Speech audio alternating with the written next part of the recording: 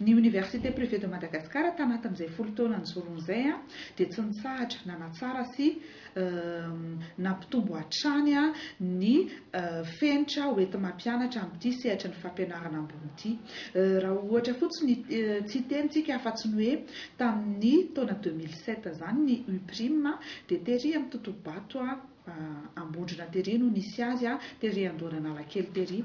Ankehitriny nefa ny université privée de Madagascar dia efa nahatsangana ity complexe universitaire izay azo lazaina hoe anisan'ny ngeza indrindra eto Madagasikara ity ary reharehanay mihitsy nanomboka tamin'ny taona 2014 teo. Ao anatin'izay ihany koa na ny fitaovana hoenti-mampianatra, na ny seza ampianarana ny mpianatra sy ny latabatra, na ny tableau sy ny fampiasana ny vidéoprojecteur sy ny kafiarana amin'ny teknôlôjia dia anisany efa manaraka an'izany tanteraka ny UPRIM. Ankehitriny dia migoka ny internet wifi gratuit avokoa ny mpianatra mianatra eto amin'ny UPRIM hanamora ny recherche izay ataon'izy ireo.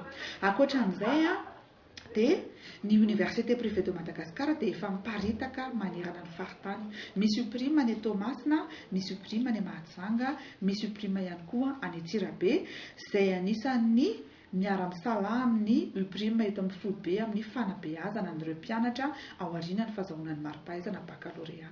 Ny université privée de Madagascar dia efa miteny ombieny foana fa ireo mari-pahaizana izay avoakanay eto dia ny DTS bac plus 2, licence bac plus 3, master bac plus 4 ary ny licence ho an'ny paramédicaux dia ara-dalàna sy ara-panjakana ary indrindrindrindra reconnu en fonction publique.